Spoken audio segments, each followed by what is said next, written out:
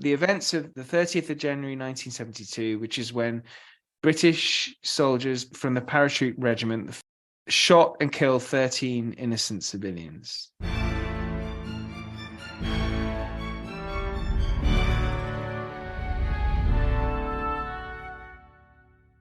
Hello and welcome to the latest film club, where Tim Hewitt and I discuss Bloody Sunday, the 2002 film directed by Paul Greengrass.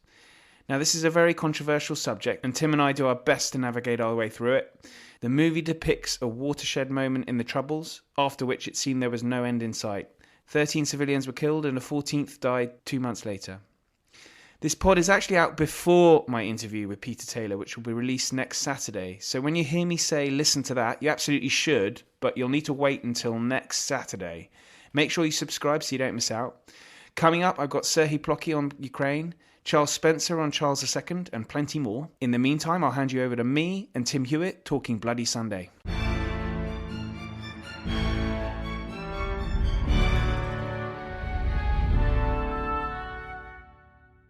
Tim here, welcome back. This is the Film Club. Listeners, we are talking Bloody Sunday.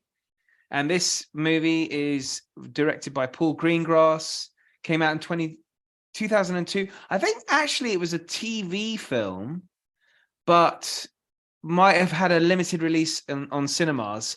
And this is a film that obviously, by its very name, is a depiction of the terrible events of the 30th of January, 1972. And listeners, this is going to go very well. If you're a regular listener, you may already have heard my interview with Peter Taylor, the legendary BBC journalist of Northern Ireland, who arrived in Northern Ireland for the first time ever the night of Bloody Sunday. But if you haven't heard that, please really recommend go back to listen to him and me chat about the Troubles. And so this is a discussion with Tim. Thanks very much for joining me, Tim. I think this is your choice. Thanks for having me. Yes, I remember we talked about this a while ago. I think it was because when we did our top 10 historical films, Paul Greengrass's United 93 was on mine, and we got to talking about this film because it should also be, if that is, then this should be. So I think it was like, okay, we've got to do this film because it's so good. It really is. It's a stunningly good film. And I've been trying to find where to watch it for our listeners if they're trying to find it, and I struggle to find it on it's not on Netflix, it's not on Amazon Prime. I don't think it's an Apple. Yeah, I don't think it's an Apple. So if listeners want to find another way of finding it, I wouldn't say I can't. I'd happily lend listeners my DVD of it. But yes. But I can't agree if you go down the illegal route. No, I would never. You're only robbing the filmmakers. Exactly.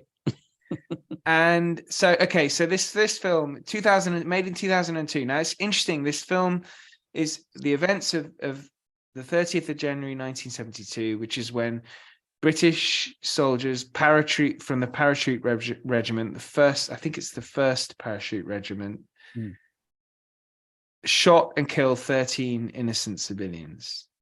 So this is a terrible event, and it destroyed any chance of the Troubles being over anytime soon at the time. So directly led to at least another 10 years of conflict. It boosted the event itself, not the film, the event itself boosted the ranks of the IRA with huge numbers of highly motivated volunteers. And it was one of the key turning points in the Troubles, along with the hunger strikes in 1980, 81, and then through to Enniskillen 87, and then the peace process that broke out and started under John Major's premiership, and then ended with the Good Friday Agreement with Tony Blair in 1998. So I think we're at the 25th anniversary this year of the Good Friday Agreement, the peace in Northern Ireland. I have a lot of connection with Northern Ireland, so it means a lot to me. And I think this film is so powerful, so well done. It's shot in black and white, which I think is important. Almost black and white. Oh, really? Is that a technical? You're picking me up Well, technically. I think it's just a very desaturated look. So it's not quite full on black and white. It's like they've squeezed out a lot of the color, kind of taken the Saving Private Ryan desaturated look, but a little further. Okay. Coming from a documentary filmmaker, which you can tell, I think, when you were saying it's such a good film, I mean, it's very difficult at some points to tell it's a film because it's so real that I think if you were to come in halfway through, you would be forgiven if you thought, oh, they're just capturing some actual real event here. But it's interesting you say that, because this is a highly controversial event, because obviously it involves the armed forces of the United Kingdom shooting their own citizens, and that's what it is. No argument about that. Oh. But there's certainly a huge argument at the time, and there was an inquiry took place. The Widgery inquiry took place within quite a short period of time, which was effectively a whitewash, and all members of the platoon involved, or the paras involved in the shootings, were absolved from any blame, which just made matters worse. Weren't they actually decorated by the Queen? You're absolutely right. He was awarded an OBE the following year. But that's astonishing.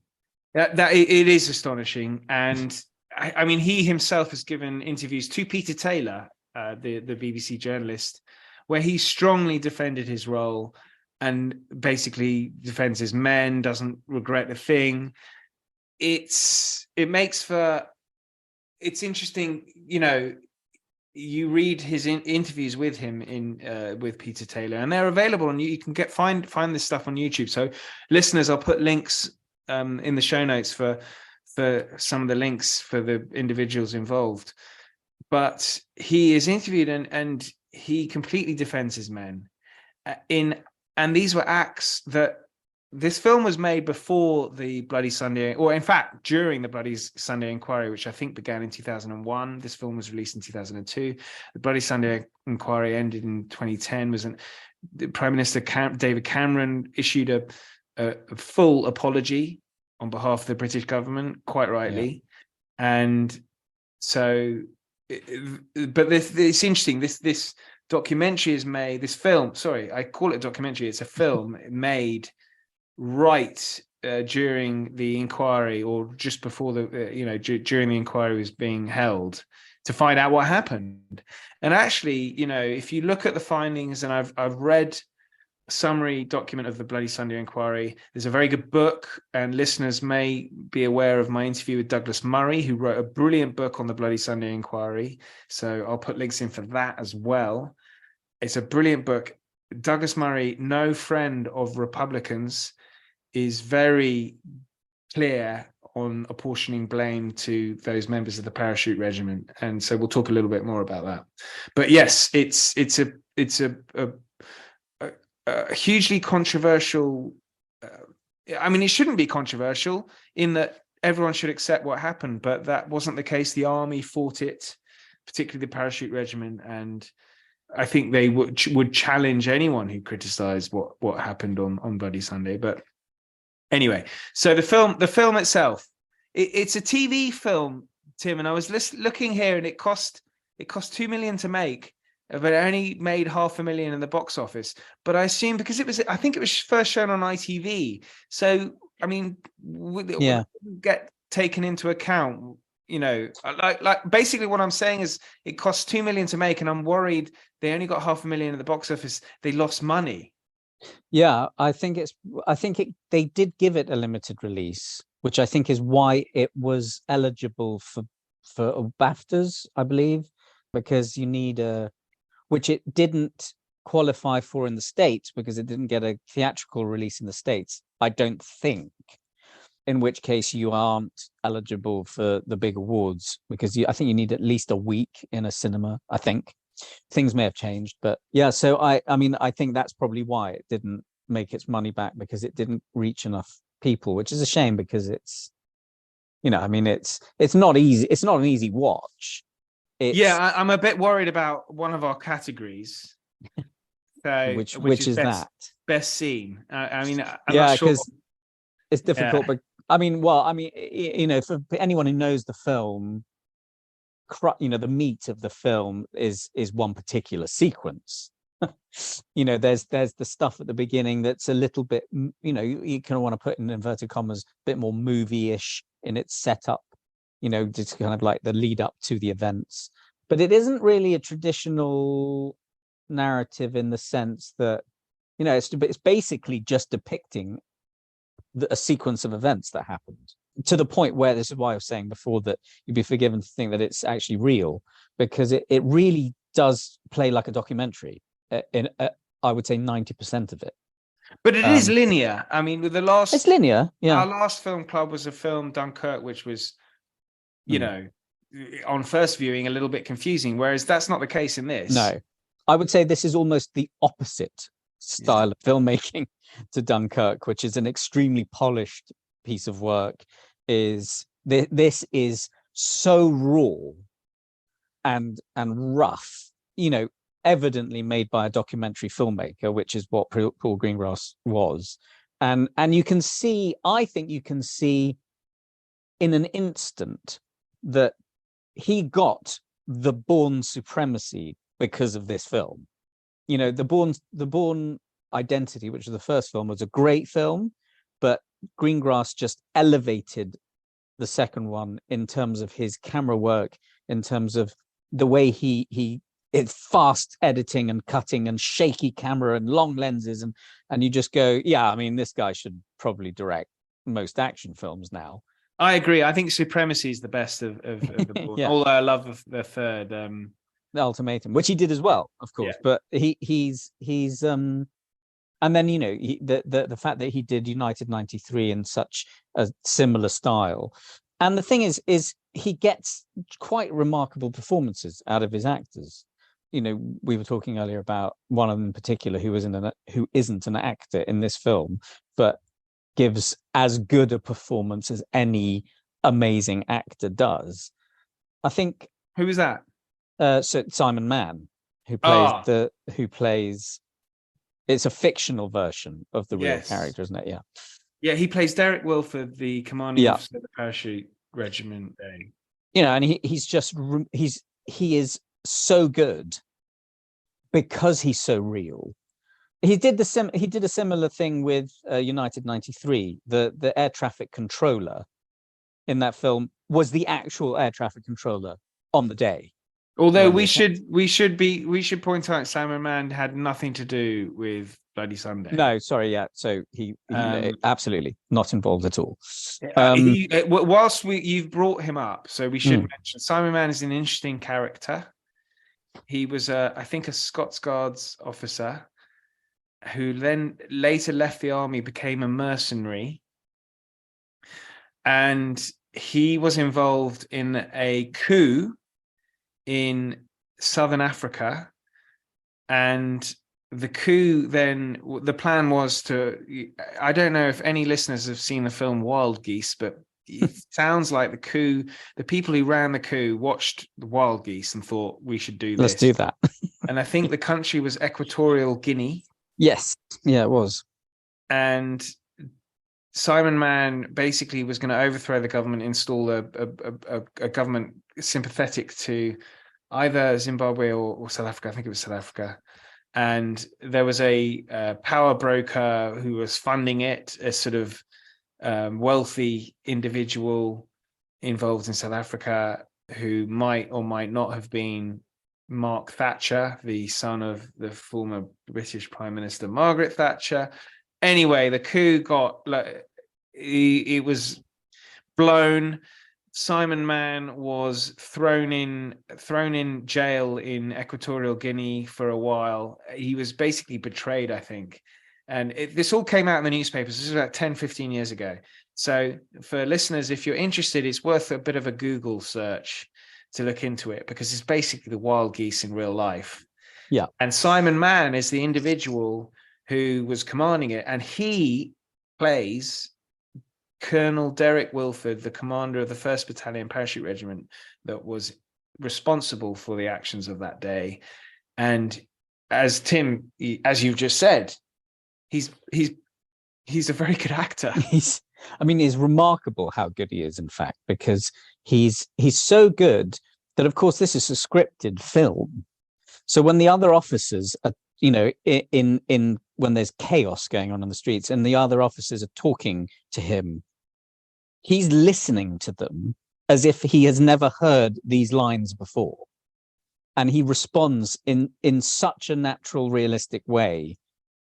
When even little ums and uhs, and he can't quite believe what's happened. He knows exactly what's going to happen. It's all written down, but he does it so well that he's going to be in the running for a little category later on, I would say. But okay, well, we haven't mentioned, and which is a crime. We haven't mentioned the main star of the film. I know there is a crime. Jimmy Nesbitt, this is his greatest ever performance. Oh, absolutely, undoubtedly. Followed closely by The Hobbit. I haven't seen that. Don't mention silly films when we're trying to talk proper cinema. No, I completely agree. I take that back. I'm terribly sorry. Ivan Cooper. He plays Ivan Cooper, who is a prominent member of the SDLP, the Social Democratic and Labour Party in Northern Ireland. This is a nationalist party that was pro a Republican Party, but pro uniting the island of Ireland, but through peaceful means, unlike Sinn Féin. So therefore, John Hume, most famously leader of SDLP, probably responsible more than anyone. If you were to name one person, it'd be John Hume. If you name two people, David Trimble for the peace process. And so Ivan Cooper is a member of the SDLP, a Protestant, so not Catholic, obviously, and from Derry, Londonderry. And he was the leader of this civil rights march on that day, on the 30th of January, 72, which ended in a murder. And Jimmy Nesbitt plays him, and it's just from the opening scenes where he's organizing, he's got all these annoying questions from people, what about the placards and stuff like that. And he just doesn't have time for this annoying. He has to have a quick shave up in the bedroom. Yeah, but he's such a nice character. Oh yeah, he's not rude to anyone. No, and you really sympathise with him when he kisses his wife goodbye, and then he's got to get the phone. I've got to answer the phone, and and he's being hounded by these people. And the thing is the way he keeps repeating, it's a peaceful march. It's going to be a peaceful march, and you just so sympathise with him when it all kicks off. The terror in his face and his eyes. I think I was going to say that there's a moment where he can hear gunshots. People are telling him what's happening. The look that Nesbitt conveys is, I don't know, it's just when he's hiding behind a car, I think, and one of the guys comes out, an older gentleman comes out. Is it the priest, I think? And he's like, get down, and he's shouting, get down, and the guy gets shot, and then James Nesbitt just gets up and walks over to him, and the guy is obviously dead. The way he's looking down at him and sort of almost shocked to the point where he can't move is so powerful. He's brilliant, really. It's just a brilliant every single actor in it, from the young guys who at the beginning, who one of the young guys who's married and has a baby, and then he goes on the march and he's shot.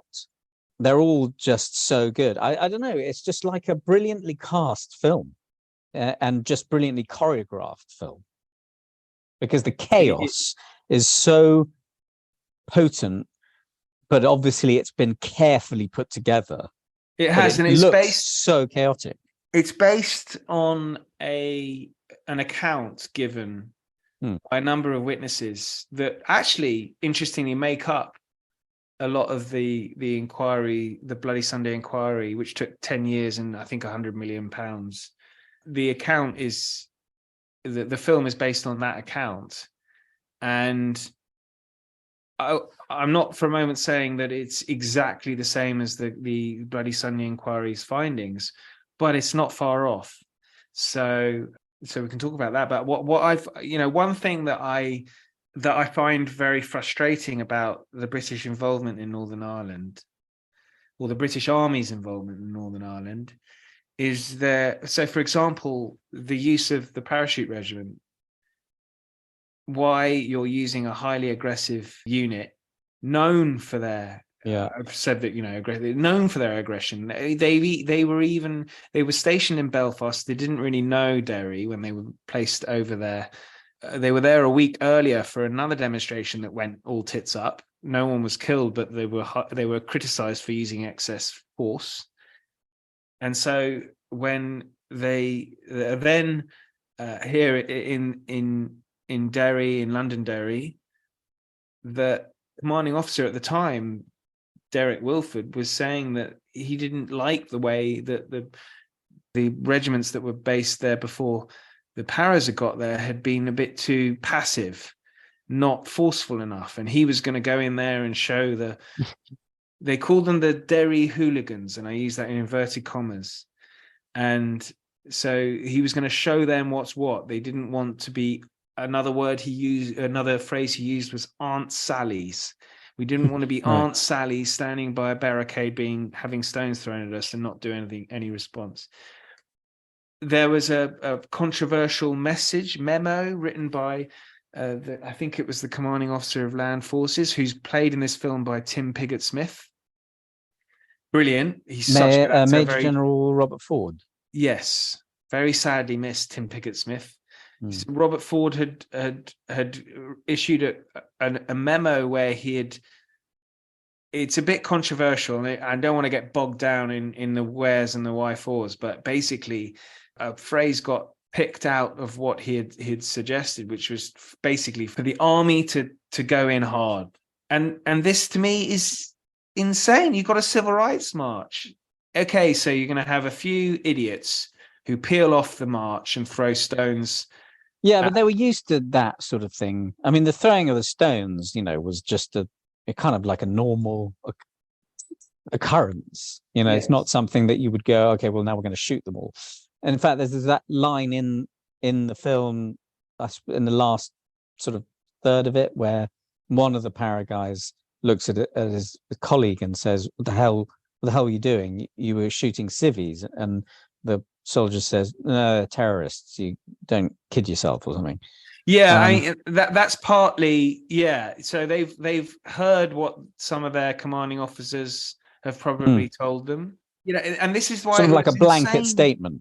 Insane to send the Paras in at the time. I actually asked Peter Taylor, the journalist, he's very clued into all sides. So each side respects him and will speak to him. So when I say each side, the army, the RUC, which is now the PSNI in Northern Ireland, the police service, the loyalists, paramilitaries, and the IRA, and all respect him.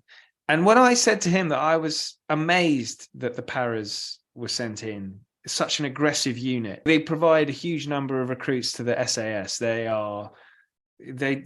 not shrinking violets by any means. But even with the benefit of hindsight, I would still say it was an insane move to send them in. And he was a little bit more understanding, saying that, you have to realize what was happening at the time, because there was a view that the IRA could be beaten and this was a way to beat them. But this is a civil rights march. So, and that's not to say, I don't want to sort of misquote Peter Taylor. I mean, he is hugely respected and doesn't for a moment sympathize with the army on that day. And if you want to hear more, you should listen to my chat with him. But I don't understand. I think it was hugely irresponsible to send the Parachute Regiment in. Yeah, as we can see from the results. Yeah, so we'll get to our category. So the first category, we'll do best performance. Well, I mean, you can't really not give it The to Simon James Baker Nesbitt. Award for Best Performance. The Simon Baker Award for the best performance. I would say the star of the film is he's brilliant. It's such a great piece of work, and he carries the whole thing on his shoulders. Really, it would be a little unfair of me to say, particularly if I were in the presence of James Nesbitt, to say I thought you were amazing. However, I do think that the award should go to the non-actor. Yeah, the amateur. Yeah, who is I must say, astonishingly good. Did he act? I don't think he acted again. No, it's the only thing he's done, and I think he did it because he didn't sympathize with the army, but he did want to at least, I don't know, give a little credence to the position there, or So they were shot at on the day. They were shot at by, because the IRA. It's interesting. There is an actor in it, and I don't know the actor, but he plays someone who looks a little bit like a young Martin McGuinness. Right. So he's wearing a sort of parka. He's got short, curly ginger hair. Oh yes, He's commanding the IRA, and yes, Jimmy Nesbitt character goes over to him and says, "Look, in the car." Yes. Yeah. You're not going to cause us any trouble today. And he says, "No, you can have your little demonstration. We'll get out of your hair." He goes, "It's easy for you to say with your Westminster paycheck." Yes. Yeah. Ironic, given Martin McGuinness was later a Westminster MP. Yes, very. If that was intended to be meant to be, yeah. Looked a little bit like a young Martin McGuinness, though. But I think you've got. I think we've got. Well, I think I've got to nominate. I've got to give it to James Nesbitt because it's there's just. No doubt. It's his career best performance. He's so good in it. So well done, James. He wins the Aspects of History Best Simon Baker Best Performance Award. It's incredible. It really is. I mean, a shout out though to Tim Pigott-Smith, who plays General Ford, and then also Nicholas Farrell. We always like Nicholas him. Farrell. He plays Aubrey in not Charge of the Light Brigade. He plays Aubrey in the Chariots of Fire. Yes. And is a well-known British actor. He's always he's always in Kenneth Branagh films. He plays Horatio in Branagh's Hamlet, and the lead, one of the leads in another very small Branagh film called In the Bleak Midwinter, which is quite a sweet film, which is about a bunch of actors putting on a production of Hamlet. By the by, Kenneth Branagh, famous son of Belfast, of course. Yeah, of course.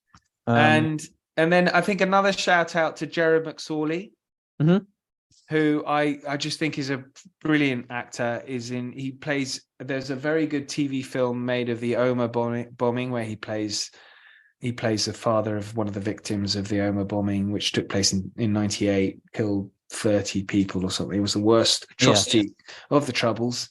Gerard McSorley's almost every single film about Northern Ireland. Yes. He's in The Boxer with Daniel Day-Lewis. He is, yeah. He's in Braveheart. He is in Braveheart. I was going to mention that. Yeah, Gerard McSorley's actually but in this he plays the role of Chief Inspector Lagan, who was a member of the RUC, the senior officer in London Derry. The chief inspector of the RUC on the day. And Lagan is an interesting character because he was largely ignored by the army. Well, as is depicted in the film. Indeed. Quite obviously, yeah. And he was a Catholic. So quite unusual in the RUC, which is populated by predominantly Protestant officers. And he had involvement in... I highly recommend the Peter Taylor books, but Lagan is an interesting character that McSorley plays, is because he had a sort of indirect line in through a friend of a friend of Martin McGuinness. So he had a kind of an indirect route into the IRA, which was helpful in that he could ask for weapons to be removed if there was going to be a demonstration taking place. Unfortunately, I don't know the ins and outs of it. I don't think anyone does, but he was removed from his position a few years later, and who knows why. Possibly because he was Catholic in a largely Protestant, but who knows. Anyway, so we've done best performance. We're now going to move on to the best scene, which is difficult because one doesn't want to describe it as best, but no, but it's just so real that the when the shooting starts, it's just like the camera's capturing this chaos, misses bits of the action, captures some bits wherever the camera's pointing. Obviously very planned out, because you can't really do this and wing it, I wouldn't say, when you're making a film like this. But it's so grit, it's so intense that I would probably have to say the best. It's kind of what the film's gearing towards, isn't it? I agree. I've got to be honest, some of the scenes, like for example, the scenes with Gerard McSorley and Nicholas Farrell when they're inside, where Greengrass tends to shoot most of this film evidently with very long lenses, so that the camera's a long way away from the actors, kind of capturing it from a distance. Yes.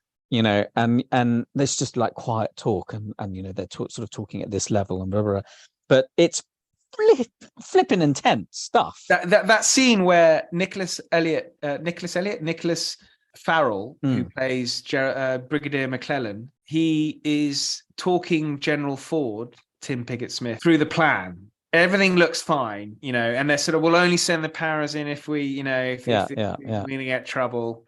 And he seems to want to sort of contain it. And Ford's like, but we need to send them in if there's even a hint of trouble. Yeah. And you just see this sort of, this is events moving whilst one man, which is the McClellan character, who's devised the plan, and just events just completely get away from him, and he is no longer in control. I've got to give a shout out to even the little characters, like the guys who in that same scene when Pigott-Smith is being told what the plan is. Even guys who, I wouldn't even know their names of the actors, but when they're asked, what's the movement here, there, and where, and the guys who just start talking, they talk not as actors who tend to talk fluently. Yeah. But when you're thinking on your feet and you don't know exactly what you're going to say, there's a stutter, there's a little bit of it's a bit of a military patter. There's a sort of military and it's way of speaking. They nail it so well. Yeah. That you absolutely. go, hang I on, completely agree. They've learned these lines though. They've actually learnt the script, but they're doing it so authentically. But soldiers and officers in particular don't talk like you or I do. They talk like, we've got to move our bridgehead here, and then we move your men forward there, and that's how we're going to do it. And there's we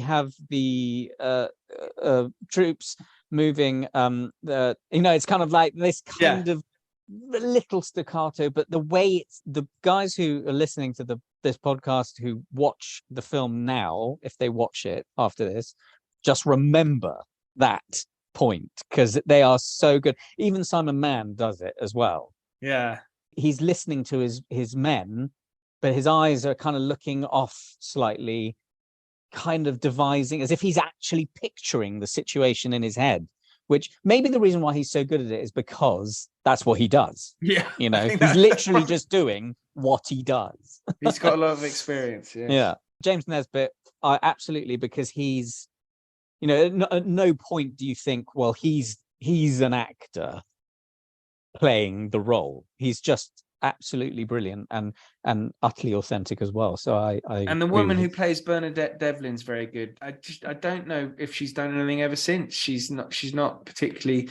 I've not seen her in anything. Mary Moulds. Yeah, I've not seen her in anything else. I haven't either. But she's really good. I mean, Bernadette Devlin is a sort of wonderful firebrand politician who never went all the way into Sinn Féin and down the violent route. But was always passionate Republican, was actually shot many times by loyalist paramilitaries in the early 80s, I think it was.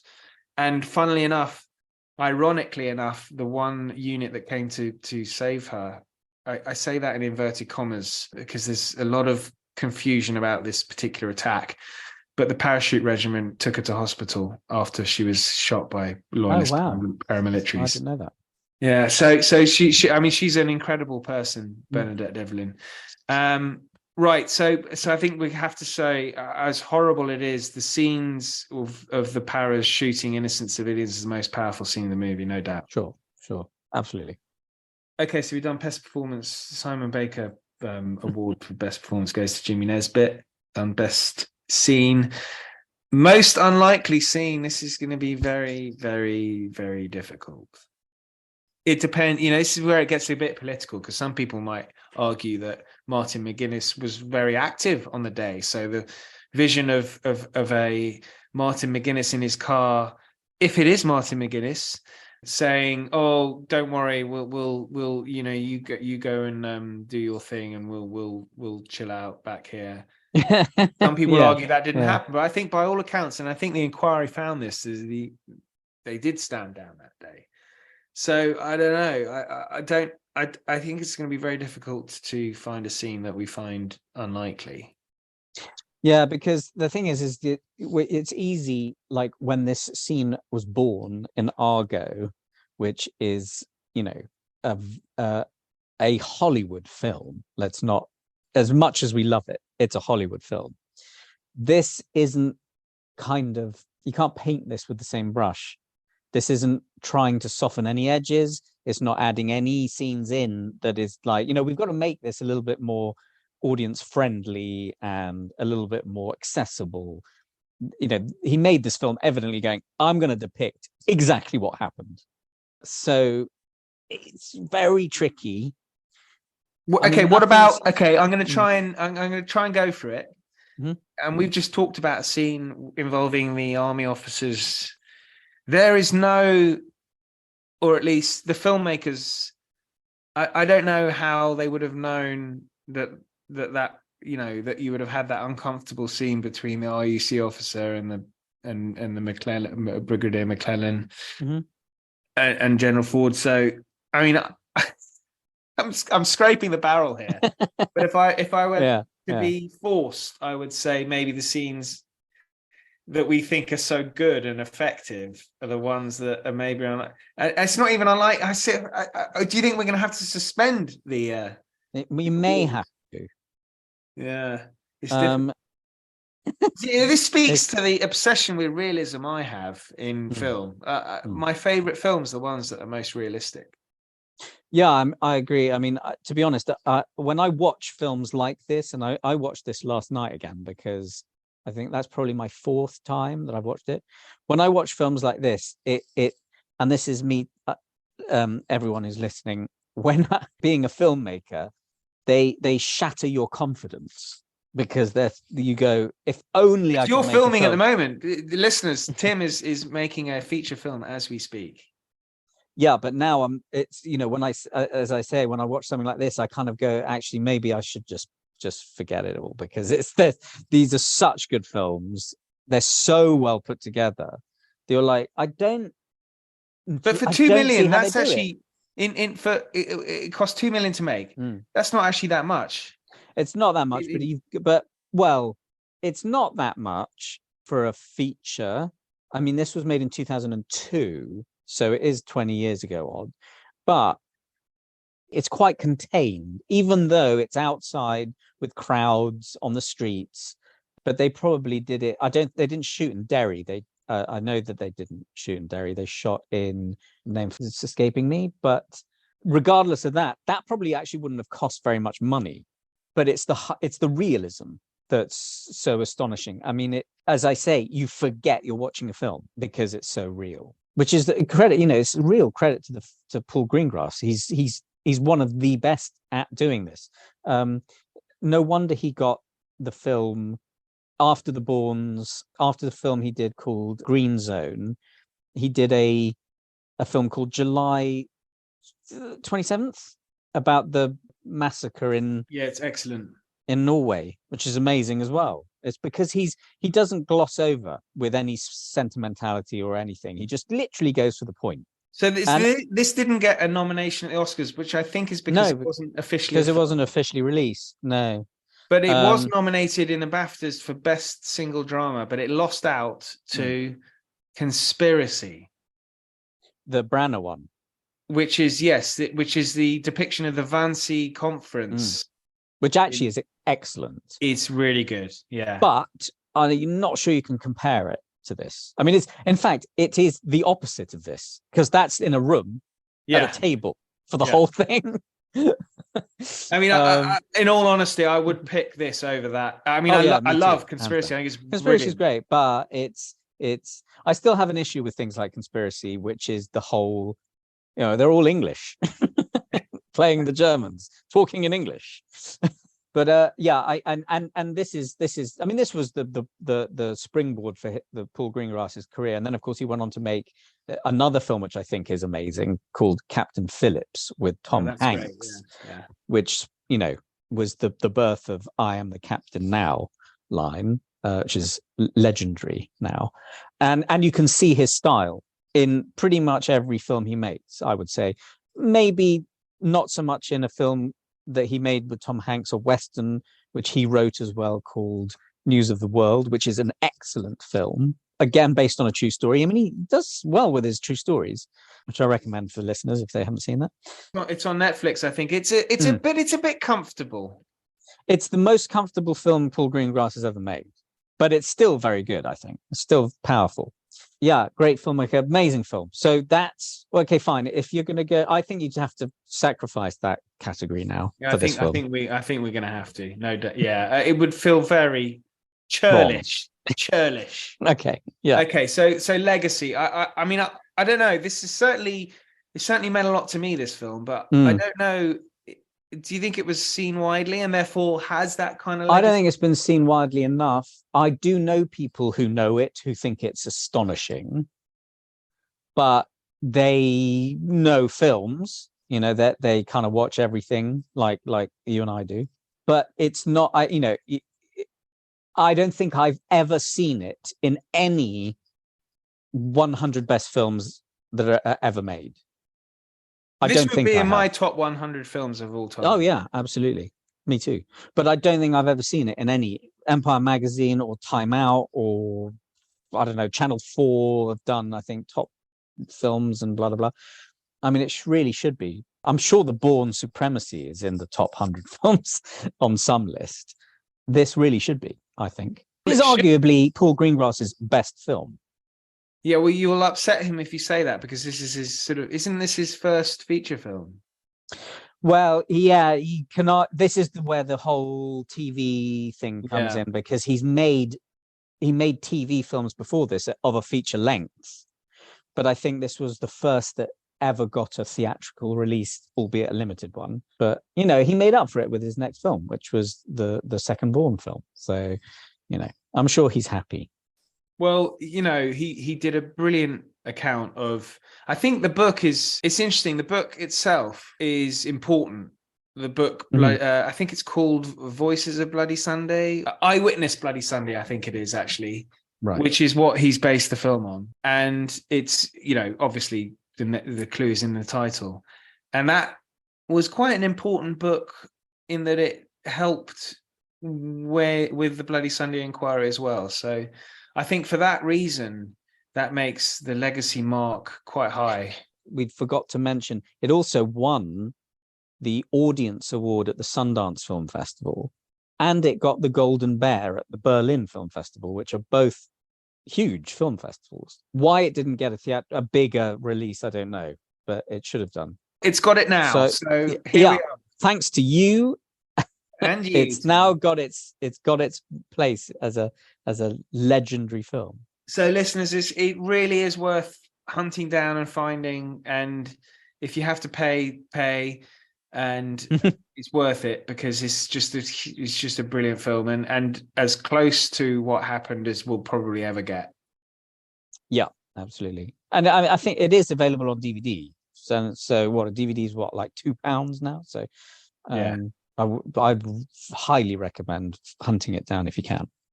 Brilliant. Well, Tim, thank you so much again. We'll be joining up. It'll be July, and we'll have another film to discuss, but we haven't worked out what that is yet. But I'm pushing. Well, we should. I would say it would be sacrilegious not to talk about Oppenheimer when it comes out. Nice one. That sounds because great. it's extraordinarily significant. Okay, let's do that. And then we've got, we've got the whole of cinema to choose from, and I'm still rooting for Gallipoli in my list. We'll do Gallipoli. Okay, Tim. Thank you. Ollie, thanks so much. Bye, everyone. Thank you very much for listening. Links are in the show notes, and don't forget to listen to next Saturday's episode with Peter Taylor on the Troubles. Until then, thank you and good night.